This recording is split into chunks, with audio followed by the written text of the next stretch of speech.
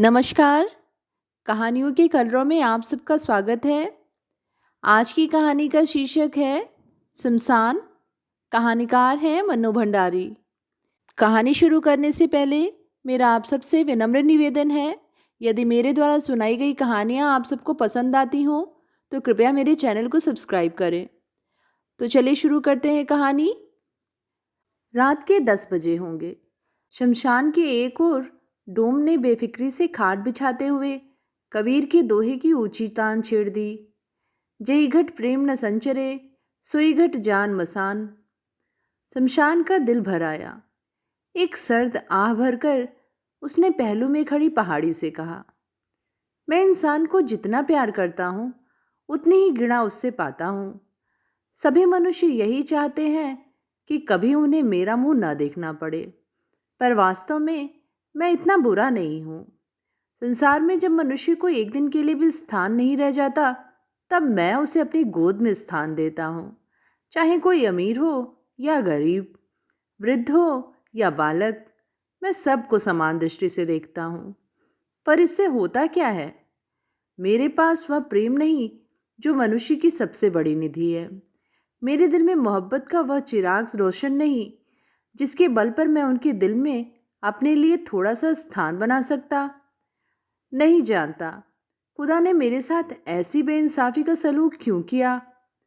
शहर और शमशान के बीच खड़ी पहाड़ी मुस्कुरा दी। उसकी यह व्यंग्यात्मक मुस्कुराहट शमशान के हृदय में चुभ गई। उसने पूछा, क्या तुम्हारी कभी यह इच्छा नहीं होती कि तुम्हारे पास भी इंसान की तरह प्रेम भरा दिल होता, जिसमें अपने प्रिय के लिए मर मिटने की तमन्ना मचलती रहती? कभी कभी दूर से हवाएं आती हैं और लैला मजनू और शीरी फरहाद की प्रेम कहानियां मुझे सुना जाती हैं, तो सच मानना मैं तड़प कर रह जाता हूँ कि काश मैं भी मजनू होता और लैला के वियोग में अपने को कुर्बान कर देता। प्रिय की प्रतीक्षा में राह में पलकों के पावड़े बिछाकर बैठा रहता। सावन की ऊंची घटाएं मेरे मन में हुक उठाती और बसंत की सुरमुरी सांझे मेरे मन में तड़प बनकर रह जाती। प्रिय का जीवन ही मेरा जीवन होता और उसकी मौत मेरी मौत। पर क्या करूं? ईश्वर ने तो मुझे शमशान बनाया है, जिसके हृदय में प्रेम नहीं, स्निग्धता नहीं, सरसता नहीं, केवल धू धू करती आंख की लपटें हैं। एक आंख से शमशान को और दूसरी आंख से शहर को और उसमें बसे इंसानों को देखने वाली पहाड़ी ने पूछा, बड़ी तमन्ना है इंसान बनने की। शमशान ने कहा, तमन्ना? मनुष्य के पास जैसा प्रेममय हृदय है, उसे पाने के लिए मैं अपने जैसे 100 जीवन भी कुर्बान कर सकता हूँ। पहाड़ी मुस्कुरा दी। इतने में ही किसी के करुण क्रंदन ने शमशान के शुष्क हृदय को दहला दिया। एक छोटी सी भीड़ किसी शौक को लिए चली आ रही थी। उसमें एक सुंदर नवयुवक फूट फूट कर रो रहा था, मानो किसी ने उसका सर्वस्व लूट लिया हो। लाश उतारी गई। वह उस नवयुवक की पत्नी थी। युवक का क्रंदन शमशान के हृदय को बेध गया। सारा क्रियाकर्म समाप्त कर जैसे तैसे उस युवक को संभाल कर वे लोग ले गए और शमशान सोचता रहा, कितना प्यार करता रहा होगा यह अपनी पत्नी को। काश मैं भी किसी को इतना प्यार कर सकता। दूसरे दिन सांझ के धुंधले प्रकाश में शमशान ने देखा, वही युवक आ रहा है। उसके कल और आज के चेहरे में जमीन आसमान का अंतर था। एक रात में ही जैसे वह बूढ़ा हो गया था। आंखें सूज कर लाल हो गई थी। वह पागलों की तरह लड़खड़ाता हुआ आया और अपनी पत्नी की राख बटोरने लगा। कुछ देर तक हिचकियां लेता रहा और सिर फोड़ फोड़ कर रोने लगा और चीखने लगा। उसकी आंखों से निरंतर अश्रु बह रहे थे। फिर जैसे भावनाओं का बांध टूट गया। चीखने लगा, तुम मुझे छोड़कर कहाँ चली गई शुकेसी? याद है कितनी बार तुमने कस्में खाई थी कि जिंदगी भर तुम मेरा साथ दोगी, पर 2 वर्षों में ही तुमने तो मेरा साथ छोड़ दिया और मुझे अकेला छोड़कर चली गई। अब मैं तुम्हारे बिना जीवित नहीं रह सकता। तुम मुझे अपने पास बुला लो, नहीं तो मुझे ही तुम्हारे पास आने का कोई उपाय करना पड़ेगा।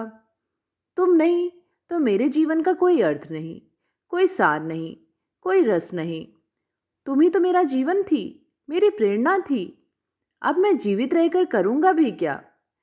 मुझे अपने पास बुला लो, मैं तुम्हारे बिना नहीं रह सकता, नहीं रह सकता, किसी तरह भी नहीं रह सकता। इसी प्रकार वह विलाप करके रोता रहा, सिर फोड़ता रहा और मूक शमशान अपनी सूखी पथराई आंखों से इस दृश्य को देखता रहा। इंसान बनने की, प्रेम करने की और अपने प्रिय के वियोग में इस नवयुवक की भांति मर मिटने की तमन्ना और अधिक जोर पकड़ती रही। वह यही सोचता रहा, काश मैं भी किसी को इसी तरह दिलो जान से प्यार कर सकता। उसके पहलू में खड़ी पहाड़ी मुस्कुराती रही। रोध होकर वह व्यक्ति तो चला गया, पर शमशान के हृदय को उसके आंसू गर्म सलाखों की तरह दग्ध करते रहे। उसने पहाड़ी से कहा, इस व्यक्ति की व्यथा ने मेरे हृदय को मत डाला। यूं तो यहाँ रोज ही ऐसे कितने ही व्यक्ति आते हैं, पर जाने क्यों इसके दुख में, इसकी वेदना में ऐसा क्या था जो मैं कभी नहीं भूल सकूंगा। तुम देखना, अब यह जीवित नहीं रहेगा। एक दिन में ही अपनी प्रेयसी के वियोग में जिसने अपने शरीर को आधा बना डाला हो, वह भला कितने दिन इस प्रकार जीवित रह सकेगा। वह अवश्य ही रोध होकर प्राण दे देगा। और मैं भी चाहता हूँ कि वह मेरी गोद में आ जाए और मैं दोनों को हमेशा के लिए मिला दूं। सारे दिन वह युवक की शव की प्रतीक्षा करता रहा, पर शव न आया। हाँ, जब सांझ का धुंधलका छाने लगा तो वह युवक आया और वैसे ही पागलों की तरह प्रलाप करता रहा। 3-4 दिन तक यह क्रम बना रहा। फिर युवक का आना भी बंद हो गया, पर शमशान उसे न भूल सका। प्रत्येक शव को वह जाने किस उत्सुकता से देखता और फिर कुछ खिन्न हो जाता। एक दिन उसने पहाड़ी से पूछा, तुम्हें तो शहर का कोना कोना दिखाई देता है, बता सकती हो उस युवक का क्या हाल है? पहाड़ी ने मुस्कुराते हुए कहा, नहीं। शमशान ने कहा, मेरा अंतःकरण रह रह के कह रहा है कि अवश्य ही उसने आत्महत्या कर ली होगी। वह शायद नदी में डूब गया होगा या किसी ऐसे उपाय से उसने अपना अंत कर दिया होगा कि मैं उसकी लाश को भी नहीं पा सका। मेरी कितनी तमन्ना थी कि मैं उसे उसकी प्रिया के पास पहुंचा देता। पहाड़ी ने पूछा, तुम्हें विश्वास है कि वह मर गया होगा? शमशान खींच उठा, तुम तो बिल्कुल ही पत्थर हो। जिसके हृदय को प्रेम की पीर ने बेध दिया हो, वह कभी जीवित नहीं रह सकता। पहाड़ी केवल मुस्कुरा दी। दिन आए और चले गए। अपने आंचल में इंसानों को अपने प्रेमियों के वियोग में आंसू बहाते देख शमशान का मन इंसान के प्रति और अधिक श्रद्धालु होता गया। और यह एक क्रम सा हो गया कि शमशान इंसान के अलौकिक गुण गाथा गाया करता और पहाड़ी मुस्कुराया करती। इसी प्रकार 3 वर्ष बीत गए। 3 वर्ष की लंबी अवधि भी शमशान के मन से उस सुंदर युवक की व्यथा को न पहुंच सकी। वह अक्सर ही उसकी बात करता, उसके उन आंसुओं की बात करता जो उसने अपनी प्रेयसी के वियोग में बहाए थे, उसके उस अनुपम प्रेम की बात करता जिसने उसे अवश्य आत्महत्या के लिए बाध्य कर दिया होगा, उसके उस करुण विलाप की बात करता जो अवश्य उसके हृदय को मथे डाल रहा था। तभी एक दिन फिर उसका हृदय किसी परिचित स्वर की करुण चित्कारों से दहल उठा। उसने देखा वही सुंदर युवक एक छोटी सी भीड़ के साथ किसी शव को लिए आ रहा है। शमशान ने सोचा, वह अभी जीवित है। अब इस अभागे पर ईश्वर ने कौन सा दुख डाला है। पर वहां पर जो बातचीत हो रही थी उससे समझने में देर न लगी कि यह भी उसकी पत्नी ही थी। सब लोग कह रहे थे, इसके भाग्य में पत्नी का सुख ही नहीं लिखा है, वरना 5 ही वर्ष में यूं 2-2 पत्नियां न छोड़ जाती। अभी बेचारी की उम्र ही क्या है। आज भी युवक का क्रंदन अत्यंत करुण था। आज भी उसकी चित्कारें हृदय को दहला देने वाली थीं। आज भी उसके आंसू गर्म सलाखाओं की भांति हृदय को दहला देने वाली थीं। उसके पहले दिन के रूप में और आज के रूप में कोई विशेष अंतर नहीं था। जैसे तैसे धीरज बधाकर और पकड़कर लोग उसे ले गए। शमशान के मन में वर्षों से मनुष्य के अलौकिक प्रेम की जो धारणा जमी हुई थी, उसको पहली बार हल्का सा धक्का लगा। संध्या समय वह युवक फिर आया और अपनी पत्नी की राख में लोट लोट कर विलाप करने लगा। मैंने सपने में भी नहीं सोचा था कि तुम मुझे इस प्रकार छोड़कर चली जाओगी। यदि मुझे इसी तरह से मझधार में छोड़कर जाना था तो मेरा साथ ही क्यों दिया। अब मैं तुम्हारे बिना कैसे जीवित रहूँगा। तुमने अपनी मधुर मुस्कानों से एक दिन में ही मेरे मन से सुकेशी की व्यथा पोंछ दी थी। मैं मन प्राण से तुम्हारा हो गया था। तुम ही तो मेरा प्राण थी। अब यह निष्प्राण देह कैसे जीवित रहेगी, कितने दिन जीवित रहेगी। मुझे अपने पास बुला लो। अब मैं इस संसार में नहीं रह सकूंगा। सुकेशी तो मेरी अनुगामिनी थी, इसीलिए मुझे उसका अभाव नहीं खटका, पर तुम तो मेरी सहभागिनी थी। हम तो दो शरीर एक प्राण थे। जब प्राण ही चले गए तो शरीर का क्या प्रयोजन। इसी तरह वह रोज आता, घंटों विलाप करता और चला जाता। उसके आंसुओं में कुछ ऐसी शक्ति थी, उसके विलाप में कुछ ऐसी सच्चाई थी कि शमशान के मन में पहले से जो एक हल्की सी संदेह की रेखा उभर आई थी वह भी मिट गई। एक बार फिर शमशान उसके शव की प्रतीक्षा करने लगा और अधिक दृढ़ विश्वास के साथ कि इस धक्के ने अवश्य ही उसके जीवन का अंत कर दिया होगा। शमशान बराबर मन में यह साज सजोए बैठा रहा कि कब वह उस युवक को और उसकी पत्नी को अपने गोद में सदा के लिए मिला दे। ऐसा मिलाप जिसमें वियोग का भय न हो, बिछुड़ने की आशंका न हो। पर उसका शव न आया। उसके हृदय की लालसा लालसा बनी रही। फिर वही ढर्रा चल पड़ा। रोज ही न जाने कितने शव चलते, मनुष्य रोते। शमशान मनुष्य के अलौकिक प्रेम की गुणगाथा गाता और पहाड़ी मुस्कुराती। अंतर था तो केवल इतना कि शमशान के स्वर में कुछ उतार आ गया था और पहाड़ी की मुस्कुराहट में व्यंग्य कुछ अधिक स्पष्ट और प्रखर हो गया था।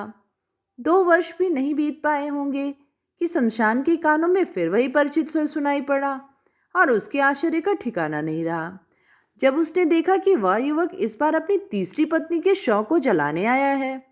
उसने सोचा शायद बिना प्रेम के ही उसने मजबूरी में विवाह कर लिया होगा, पर उस युवक का विलाप सुना तो वह भ्रम भी जाता रहा। आज भी उसका क्रंदन उतना ही करुण था। आज भी उसकी चित्कार हृदय को दहला देने वाली थी। आज भी उसके अश्रु गर्म सलाखे की भांति दग्ध कर देने वाले थे। उसके पहले वाले रूप में और आज के रूप में कोई अंतर न था। उसकी बातें भी वही थी। केवल इतना अंतर था कि आज उसे अपनी तीसरी पत्नी ही सबसे अधिक गुणी दिखाई दे रही थी। वह दावा कर रहा था कि तीसरी पत्नी से ही उसका सच्चा प्रेम था। पहली 2 स्त्रियों का प्रेम बचपना था, ना समझी थी। पहली उसकी अनुगामिनी थी, दूसरी सहगामिनी तो तीसरी अग्रगामिनी थी। उसकी पथ प्रदर्शिका थी, जिसके बिना वह एक कदम भी जीवित नहीं रह सकता। वही पुरानी बातें, वही विलाप, वही क्रंदन, मानो इसका भावना के साथ कोई संबंध ही ना हो। कंठस्थ पाठ की तरह वह उसे दोहरा रहा हो। मनुष्य के अलौकिक प्रेम की जिस भावना को शमशान ने अपने हृदय में बड़े यत्न से सजोया था, उसका वही हृदय इस दृश्य से पत्थर हो गया। वह अबाक विमूढ़ सा देखता रहा। उसकी दृष्टि पथराई हुई थी। उसमें एक प्रश्न साकार हो उठा था।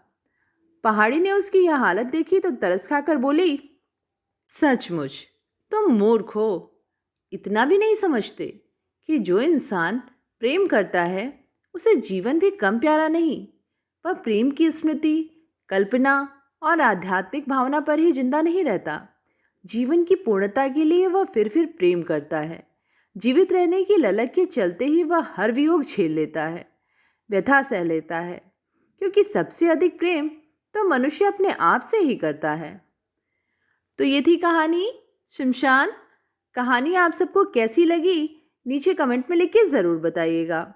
आगे भी ऐसी ही कहानियाँ सुनते रहने के लिए चैनल को ज़रूर सब्सक्राइब करें। धन्यवाद।